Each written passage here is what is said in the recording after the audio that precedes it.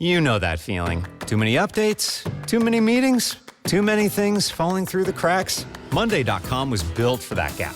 The AI work platform designed from the ground up for people and agents to work side by side and deliver more together. Drafting the brief, flagging risks, running a competitive scan, your agent can do it all. And the best part, anyone can build one. Even you. Try it. Create your first Monday agent today at Monday.com. If your fashion wish list lives rent-free in your brain, you need to be on Poshmark. With Poshmark, you're shopping millions of listings from thousands of closets, each curated by someone with their own style. Vintage finds, designer pieces, and everyday staples all in one place. Search for your favorites or let the discovery come to you. Poshmark makes it easy to find what you actually want to wear at prices that feel like a quiet win. Download the Poshmark app today and use code PODCAST10 when you sign up to get $10 off your first purchase. All of us have wrong turns and bad stuff that happens in life, but not all of us take our lives. Welcome back to the Two Promises podcast. Let's dive right into another exciting adventure with BD and crew as he pursues his new passion of one day finding the most epic bourbon. The Two Promises team send their special thanks to Hobie and the Huckleberries for their masterful theme music. So grab a glass, relax, and enjoy responsibly. Baby says she's leaving if I don't stop drinking wine. So I switched to whiskey, now I'm feeling fine. Drinking that slow whiskey. No more wine. I like straight bourbon. Baby, you try the ride. So whenever you saw him hold that line and set that standard and expect that standard for you and for the other new guys and even the rest of the platoon, what was that reaction from the rest of the platoon to that moral courage for him setting that standard and saying, hey, look, this is the expectation. This is where we need to be. How did that play out in, say, the new guys and then the rest of the platoon as a whole? Well, what I observed, so I did my first platoon with Ryan and Alpha Platoon at SEAL Team 7. Those guys had just come back from a very bloody deployment. And the older guys that were accepting us as new guys were hard on us, right? Jake Williams and Ace. I mean, there's a bunch of guys from the old guy crew, and Ryan was part of that. And so there was a little bit of torture to the new guys. There's a little bit of holding the line, and there's a little bit of, that's part of the initiation, right? And then part of it is doing what you're supposed to do as a SEAL and then letting us observe that. So there wasn't really ever a situation where I was like, hey, can I ask you a question? Can I pull you to the side? I mean, of course, that's an option, but it's more just be quiet and watch what we're doing as older guys and do the same thing. And then there's going to be a little bit of, fun and games in the ocean from time to time, meaning wet and sandy from time to time as a new guy. So there's a little bit of a barrier between what we were able to truly see behind the scenes as new guys versus what the old guys kind of held in their line. It's kind of like varsity and JV. And so then as I moved on to my next platoon with Echo, Ryan and I weren't in the same platoon, but I still had touch points. He was still at the same team. And I saw him at a rotator in Spain. And what I noticed from that deployment with SEAL Team 7 when I was a new guy and he was an older guy to this next pump were some pretty drastic changes in behavior. I think this was sort of the critical mass point. I noticed that there was more Ambien and alcohol, and I still didn't know fully what was going on in his personal life in terms of partying or going out or whatever, but this is what all the team guys do. Not all of them, but a lot of them. So it seemed kind of normal, but his personality definitely changed. And some of the things that he held in his values didn't necessarily dissolve, but became what seemed to be more difficult because of, let's just call it this allostatic load. And I just noticed that things seemed to be getting a little bit more abstract for Ryan. And then as a couple of bad things happen in his life, just wrong turns, all of us have things that come up and happen. I noticed some betrayal from the command. I noticed some really difficult situations that he was having to navigate. And it's almost like kicking you when you're down, right? When you're struggling with things that you have suffered through your service, we all sign up on the dotted line and commit our lives to service. Not all of us think that we're going to take on injuries that come back and bite us while we're still walking and talking. But that absolutely happened in this situation. Whatever it was for Ryan beat him down so bad that when he had a couple wrong turns in life, it became too much. And that was the enigma that I tried to solve, because it's like all of us have wrong turns and bad stuff that happens in life, but not all of us take our lives. You know, most of us have a TBI, some of us have PTS, but not all of us take our lives. I mean, we just lost another team guy a week or two ago, really solid, active duty, incredible pipe hitter, and it just keeps happening over and over. So we know it's a problem in the community. We also see with veterans and first responders, it's quite the epidemic. But I don't really have an answer as to how we go from somebody who is upholding the standards and holding themselves accountable to just getting beat down by service to the point where we just don't want to live anymore. I don't have an answer for that. Yeah. So you're hitting on the main pressure point, problem point that I think we as a collective human society have been grappling with and trying to understand since the beginning of time almost, We've been stuck in wars, we've been stuck in cycles of violence and things like that, and they all have this cumulative effect on us. What we do in our life has this cumulative effect on us. And what I would like to say and what I'd like to put out there is that there is a way out. You've shown a way out. We've found a way out. Even in our dark, believe me, I was very close on a few occasions to taking my own life. And for whatever reason, I didn't. And then at one point is where, I don't know, I call it my come to Jesus moment, my come to Jesus time or whatever, where something inside of me just changed, that it was like, it doesn't matter how bad things are going to get. It doesn't matter if things stay the same. It doesn't matter any of it. That's not the solution for me.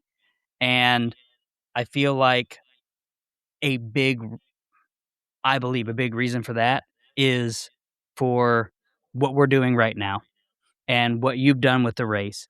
And that is to show other people that, yes, it will get bad. Yes, it will get terrible. It will be worse than you ever imagined. But there's also a light on the other side, and there's also a way out. It may not be the same for everybody, but if you apply some certain principles, some certain techniques, and you're consistent in them, you can carve that groove out of that tunnel, and you can find better seasons and better days ahead. And that is a huge reason why I'm so grateful that you and I met and that I was able to participate in the race. There were some life events that were going on at the same time that unfortunately took my brain away from my body while I was there. So I was not as engaged as I had envisioned in my head to be. And for that, I do apologize. But again, I'm so glad for what you're doing. And I know that what you're doing and what we're doing together in our own ways is a huge positive thing for so many people. So I know I went on a little bit of a rant there, but it's an important part of my heart. You crushed it. You were absolutely critical in the success of getting the racers out of the gate in the morning. You ran the entire morning shift with a bullhorn, waking people up, reminding them of the timeline, and getting everything moving. Your performance was exceptional, and I don't know if we're ever going to be able to replace that. We're going to have a different sort of structure next year leading into it, so maybe we won't have to use a bullhorn, but you were absolutely irreplaceable. I remember on the launch of day 3, I think it was 4 a.m., you were out there with us, motivating people, getting breakfast served, getting people's boots on, making sure that they know what's going on and they're getting out of the gate. That's critical, man. Thank you, man. I loved it. I was glad I was there. I wouldn't have been anywhere else. I knew that once you set that date, it was like, there's nothing stopping me. I'm going to be there. I was going to make it happen. So Thank you again. And yeah, it was an incredible race. I love to see all the participants just get so into it, pushing through all of their aches, pains, injuries, barriers, challenges, figuring out new gear, trying to carry all their stuff. They're doing things that a lot of them had never done before. And they were just eating it up and just super excited to do it and to be there. So you attracted a ton of people that are high caliber individuals, not just on the racer side, definitely on the racer side, but also amongst the volunteers, amongst your back end tech, your getting all of your information systems aligned, getting your generators aligned. You had some absolute rock stars. What would you say are some of the things that you employed in order to make that happen, to attract those right people and to move them towards this common goal and this common mission of raising awareness for these issues that are plaguing so many people? Well, I like to keep it pretty simple. What I've learned through teaching this sleep program for the last 5 years is that people just need to get into a good rhythm.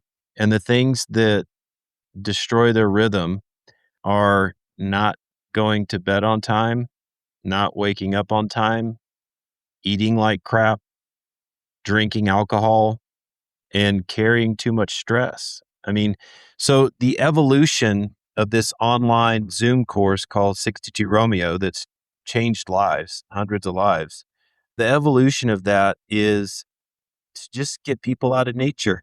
I don't have to have a course to teach people how to go to sleep if you're out in nature, because you have diurnal temperature change and light. And when it gets dark, people just go to bed. When it gets cold, people just go to bed. And after a few days of that, my experience tells me that about 4 days, you can completely reset your circadian rhythm. Once you're in a good sleep routine, and by the way, being out in nature, we have scientific evidence to show that your immune system is boosted for like 2 or 3 weeks just by breathing in the microbials out in nature. Imagine that. We're supposed to be in nature, but we're so much in the city that it's an event to breathe in natural microbials in nature. They do studies on that. Once you get out in nature, you see the green leaves and the beautiful scenic views, and you smell the fresh air. You have hot days and cold nights. Everything just falls into place. So my job is actually really easy. I just bring people together. Now, I'll tell you, my talent in this whole thing is I listen and I see what people are good at. And everybody has a talent, and I try to place them in a role that challenges them, but they are appropriately equipped for. There's a famous behavioral psychologist named Mihaly Csikszentmihalyi. He's since passed away, but he had something he called the flow state. And within the flow state, there is an X and Y axis, right?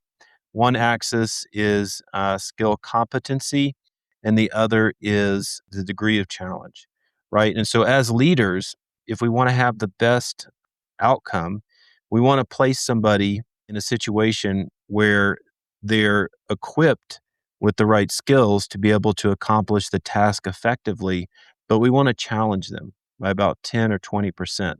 And so I'm not going to put somebody in a situation where they have no idea what they're doing, because they're just going to have failure, and that's not good. And I also don't want to put them in a situation to where they're over-equipped, because then they get bored, right? And so my goal is to assess each individual skill trait of the person and what am I asking them to do, and assessing whether it's a right fit. And if it's a right fit, then I put them in, and then it becomes fun. They find that flow state. Outside of that, we have values and sort of a code that we live by. Everybody here has to live by that code, or they're just not welcome, right? We don't want Debbie Downers or people who have drug addictions and things. Everybody has a place in this world, but our team, I have to hold that line. And so we only bring in good people. I give them tasking that is appropriate to their skill level, and the rest is easy. We're out in nature. It's fellowship, brotherhood, sisterhood, and we just see what happens. I really don't even take all of this that seriously. Yeah, sure. Maybe we raised a bunch of money. We're going to help a lot of people. And yes, that does have a seriously vital impact on our community. But the truth is, if this thing was a complete failure, we're still waking up every single day. And that's enough to be grateful to God for our existence, right? We have everything we need. It's so incredible how bountiful our lives are, especially in the United States. We really don't have that much to complain about, but I know that's not how it's perceived with a lot of people who are struggling. And so we get them back out here in nature, give them a little bit of challenge, maybe kick in that survival instinct, have a little bit of fellowship, and all the things I mentioned about nature. And people just, for some people, it's life changing. I had a lot of people that cried and told me their story and thanked me. Look, I'm not doing anything. I'm just guiding you guys out here in nature. Nature does everything else for me. So, Absolutely. So we'll bring that around. So you've talked a lot about systems like cities and commands, and in many ways, the medical system that absolutely failed Ryan. They fail so many of us, and so many people find themselves very trapped. And a lot of these things are extremely well documented. But you have maintained a different perspective, a perspective that sees beyond all of those things. So, how would you describe that his relationship with that systemic failure, or even your view of that systemic failure, fuel your absolute refusal to refuse to let his legacy end there, to carry it on and to make something better out of the tragedy? well, I seem to have taken on somewhat of a healthcare worker role. That's not how I look at myself, but as a sleep scientist that runs a sleep program that's helped hundreds of people and their entire lives have been transformed, what I've seen is that I guess I am kind of in the healthcare space. I don't really look at it that way. What we do is so simple. We just show people the different things that affect their sleep. We show them what to do, which most people already know what to do. And then we give them a framework to do it, right? We do introduce relaxation techniques with the breath. Breathing is the only way to tap into the vagal nerve and the autonomic nervous system. It's kind of a big deal with this whole allostatic load that I'm talking about, this hypervigilance, hyperactive amygdala function, constant just vigilance. We see it with the guys, we see it with a lot of guys. So we're able to tap into that. But none of this stuff is rocket science. But I'll tell you what is different about what we do and some of the challenges that we see in the medical community is that we don't believe in drugs. I think that it is an absolute abomination how far we've let the pharmaceutical companies convince us that every single one of us needs pills, all kinds of pills. It's bought and sold. The entire medical system is bought and sold in large part by the pharmaceutical companies, as well as insurance. They have a big deal with this, hospital systems. So, I mean, we saw that with COVID. You can't even suggest something that is legitimately good for people if the scientific community and the profiteers don't tell you that you can. And if you go against what they say, you might lose your medical license. So it's not necessarily the doctors and nurses that are bad. They're hamstrung. I've seen a lot of folks with medical degrees, for example, from Stanford. I have a friend that refuses to practice in the US because of medical malpractice insurance and what they're forced to do. He just goes to Mexico and he does healthcare in a system that doesn't have all those constraints. So what we see from my subjective experience is that in the military, first of all, I'm grateful for the healthcare we get through the VA. It's the largest healthcare system in the world. You look at firefighters and first responders, they don't get that. They get nothing. They get maybe a really expensive Blue Cross Blue Shields plan after retirement, but nothing's guaranteed. So I'm grateful that I have benefits. And because I retired, I also have TRICARE, right? So I'm hooked up. I'm very appreciative of that. But I will never go to them and ask for a pill. And in fact, if they ever did give me pills, which they gave me a dozen leaving out of the VA, oh, you have a hurt knee? Here's some painkillers. Oh, you have a little bit of stress at nighttime? Here's some non-benzos. Oh, you have a little bit of this? Here's some more. with no comorbid analysis, the doctors are in and out on a 2-year cycle. There's no contradiction analysis. There's no tracking all these drugs that they're just pumping into people. They're just pumping drugs. They're drug pushers, right? So that's one of the big problems with the medical community is that we've become extremely reliant on pharmaceuticals as a modality. And it's disgusting. It destroyed people. We already saw the opioid epidemic and what that's done to people. It's already been revealed. I'm pretty sure we're going to see a non-benzo epidemic revealed. We know it. We've been watching it. Going cold turkey on non-benzos can cause some serious, serious health consequences. And people are getting these non-benzos, meaning like Ambien and Lunesta. They're getting these. They've been tested for 6 weeks at the FDA level, and they're taking them for 5 years, 10 years. I've even seen and helped doctors who've been on a non-benzo addiction for 20 years, right? So we don't believe in the drugs. Of course, there's a time and a place for specific pharmacology or however you say it, but we don't get into that. And primarily because most things can be solved in nature with exercise, cleaning up your nutrition. I mean, we don't even want to get into the nutrition and all the chemicals and the processed foods and how that impacts your health. But if you're having health problems, especially inflammation, high blood pressure, these types of things, you probably should look at your nutrition first, then exercise. The other thing that I wanted to bring up is that there's a heavy emphasis on mental health in the military and in first response, primarily because we're seeing very high rates of suicide and PTS, as well as other things that we don't talk about as much, like night terrors, major depressive disorder. But mental health is definitely a focus for veterans. And so what happens is the primary modality for treating mental health in the United States is one of two things. You go to a psychiatrist who is a medical doctor and will give you drugs, or you go to a psychologist, which is a PhD or that somewhere in that type of certification to be a therapist, and they will give you some type of psychotherapeutic modality. In both cases, you will be labeled. In both cases, you will be reported on your insurance and potentially impact you for the rest of your life. And so I don't agree with, I respect psychologists in the field of psychology, but I don't actually agree with the DSM-5, which has been morphed and changed based on political agendas. For example, the changing of transgenderism from a mental health disorder to a preference. They change these mental health diagnosis and prognosis based on political motives. And so that doesn't follow the science. It's wrong. But fundamentally, I don't believe in labeling people.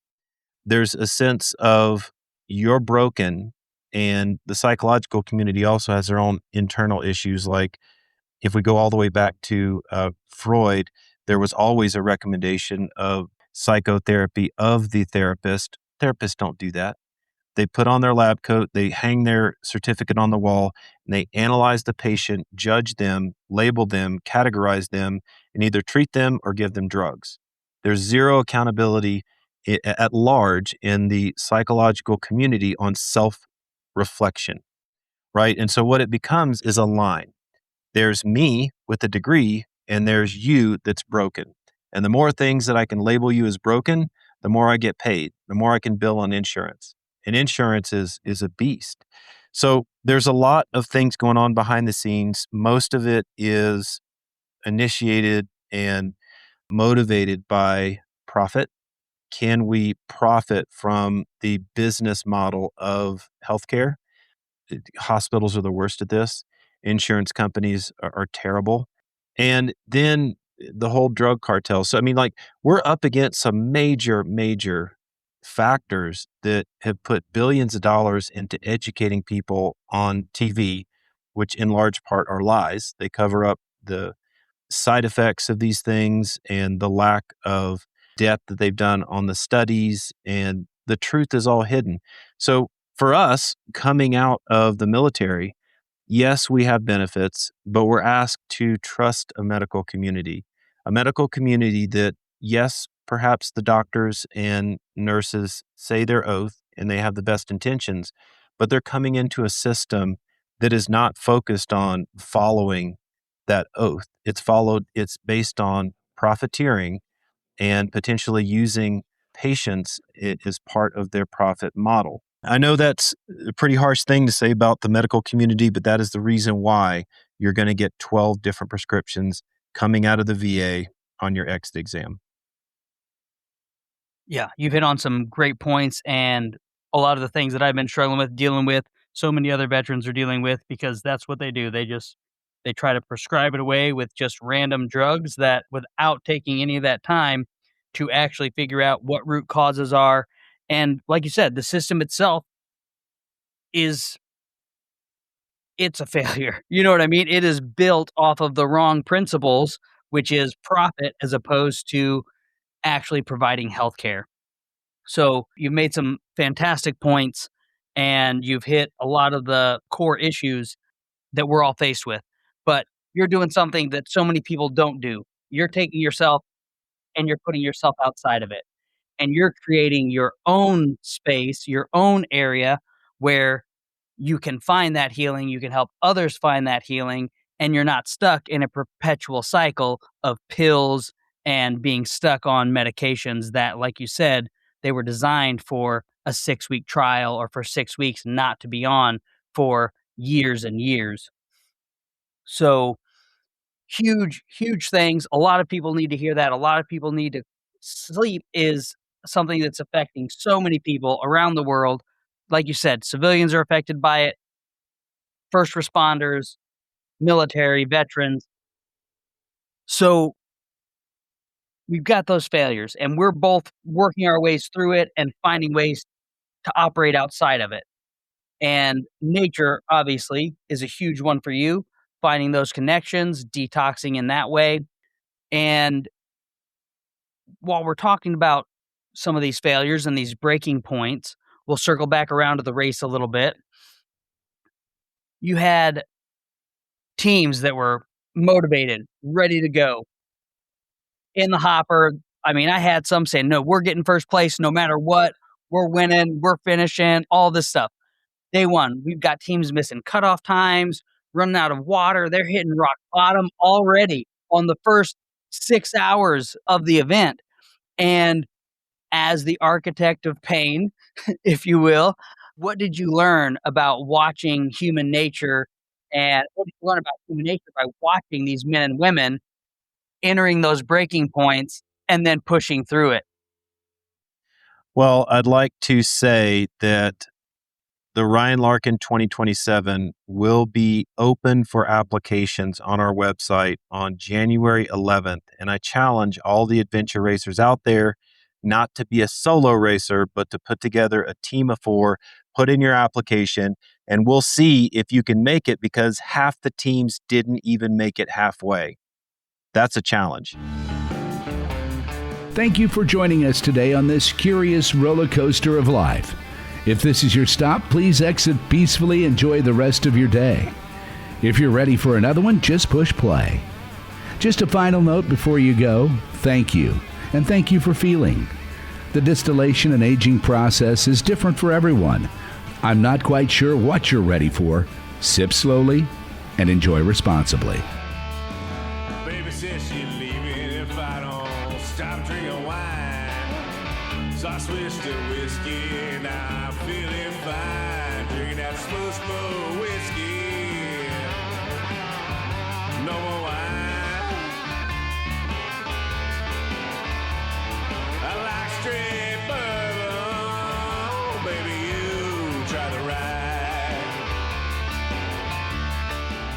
This summer, turn your gifting game up during the Summer Plant and Garden Sale at 1-800-Flowers.com. Right now, you can score up to 30% off succulents, bonsais, fresh-cut blooms, and more. Whether you're celebrating a birthday, sending a thank you, or a just-because surprise, 1-800-Flowers lets you save big on a stunning selection of gifts. Save up to 30% off during the Summer Plant and Garden Sale at 1-800-Flowers.com/podcast. That's 1-800-Flowers.com/podcast. Gift something unforgettable today.